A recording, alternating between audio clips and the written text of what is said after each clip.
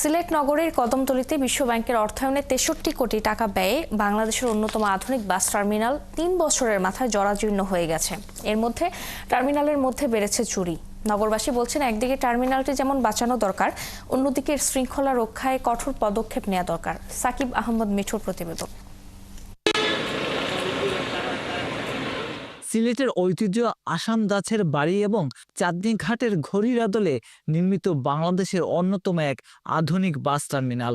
২০২২ সালে নগরের কদমতলী এলাকায় পুরনো বাস টার্মিনালের জায়গাতেই ৮ একর জায়গা জুড়ে প্রায় ৬৩ কোটি টাকা ব্যয়ে নির্মিত হয় এই টার্মিনাল।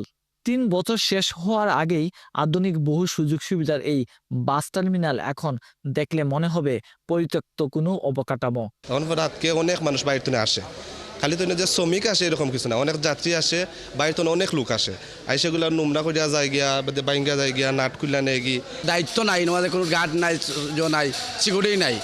ওটাল মানে যে যেভাবে অত টাকার সম্পদ নষ্ট করে। আধুনিক এই বাস টার্মিনালে আছে পুরুষ, নারী ও বিশেষ চাহিদা সম্পন্ন লোকদের ব্যবহার উপযোগী ৬টি টয়লেট। এখানে প্রয়োজনে হুইলচেয়ার নিয়েও টয়লেট ব্যবহার করা যায়। উপরে ওঠার জন্য রয়েছে লিফট এবং খাবারের জন্য রেস্টুরেন্ট ও ফুড কোর্ট। হঠাৎ অসুস্থ হয়ে যাওয়া যাত্রীর জন্য আলাদা শয্যা ও ব্রেস্ট ফিডিং জোন। তবে সবই যেন এখন শুভঙ্করের ফাঁকে। বাস টার্মিনাল জুড়ে এখন শুধুই অব্যবস্থাপনা। কিছুক্ষণ পরপর শোনা যায় চোরের উপদ্রবের গল্প। এই চেয়ার গুলো ভাঙ্গা, আমরা দিনও বালা তুইয়া যাই, সকালে দিক ভাঙ্গা। মোবাইল, চশমা, ব্যাগ এগুলি জমা রাখছি। পরে গোসল করে, আমি অসুস্থ মানুষ, হ্যাঁ, পরে আমি গোসল করে দিয়ে যাই, আর কেউ নাই। পরে আমি দাঁড়ায় রয়েছি, কারো করে দিই না, প্রায় ১ ঘন্টা ১.৫ ঘন্টা দাঁড়ায় রয়েছি, কোনো খোঁজ খবর নেই। সব অব্যবস্থাপনার কথা স্বীকার করেছেন সিলেট সিটি কর্পোরেশনের প্রধান প্রকৌশলী নূর আজিজুর রহমান। তিনি জানান, যথাযথভাবে যত্ন না নেয়ায় বাস টার্মিনালটির মান নিচে নেমে গেছে। যেই অবকাঠামোগুলো রয়েছে সেখানে অনেক জায়গায় মরিচা পড়েছে, রক্ষণাবেক্ষণের অভাবে অনেক আমরা ইভেন ক্যামেরা পাবলিক যে টয়লেটগুলো আছে সেগুলো আমরা বিশেষ করি, দেখা যায় এগুলো যথাযথভাবে ফ্লাশ করা হয় না, ওইভাবে যত্ন করা হয় না, যার কারণে আমাদের বাস টার্মিনালের মানটা অনেক নিচে চলে আসছে। বর্তমানে এই বাস টার্মিনালে একসাথে ২৮০টি বাস রাখা যায়। তবে এবার নতুন জায়গায় অ্যাকোয়ার করে ১,০০০ বাস রাখার ব্যবস্থা করার পরিকল্পনা করছে সিটি কর্পোরেশন।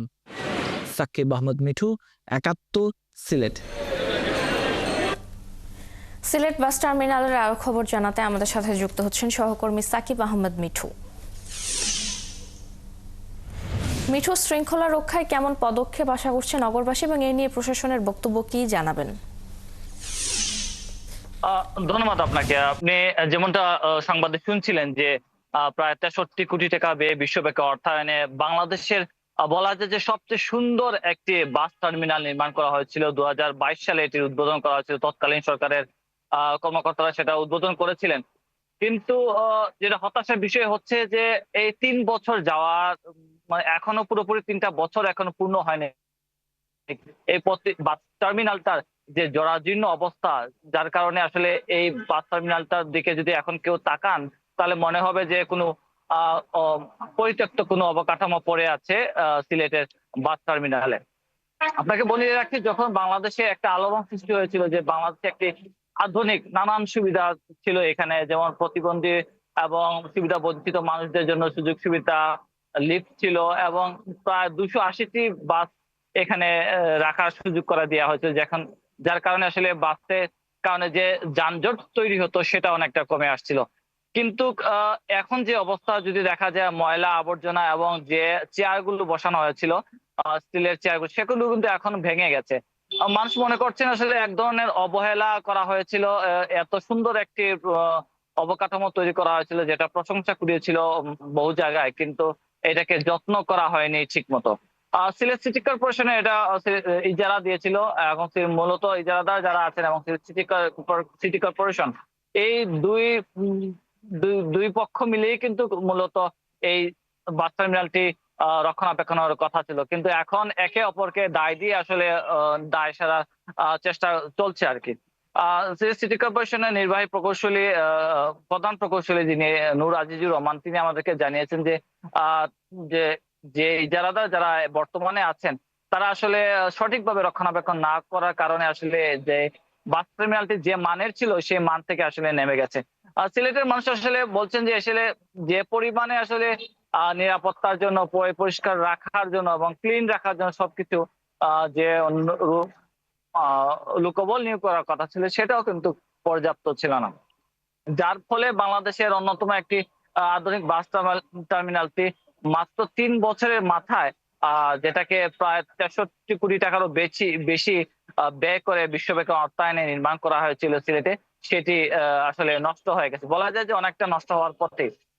এই মুহূর্তে যেটা সিটি কর্পোরেশন ভাবছে যে হয়তোবা তারা বলছেন যে ময়লা আবর্জনা এবং বাস টার্মিনালের ভিতরে যে দোকানপাট চলে গেছে সেগুলোকে মোবাইল কোর্টের মাধ্যমে কিভাবে ঠিক করা যায়, মোবাইল কোর্ট পরিচালনা করার মাধ্যমে যেগুলো ময়লা আবর্জনা করা হচ্ছে সেগুলো সচেতনতামূলক কার্যক্রম চালিয়ে আগের রূপে ফিরিয়ে আনা যায় কিনা, এবং ইজারাদার পরিবর্তন করে আসলে আরেকটু কঠোর হয়ে তাদের প্রতি যারা ইজারা নিবেন তারা যেন ঠিকভাবে রক্ষণাবেক্ষণ করেন সেটার প্রতি কঠোরভাবে নজরদারি রেখে আসলে তারা চাচ্ছেন যে আগামীতে যে কার্যক্রমগুলো চালাবেন সেগুলো যেন তারা করতে পারেন।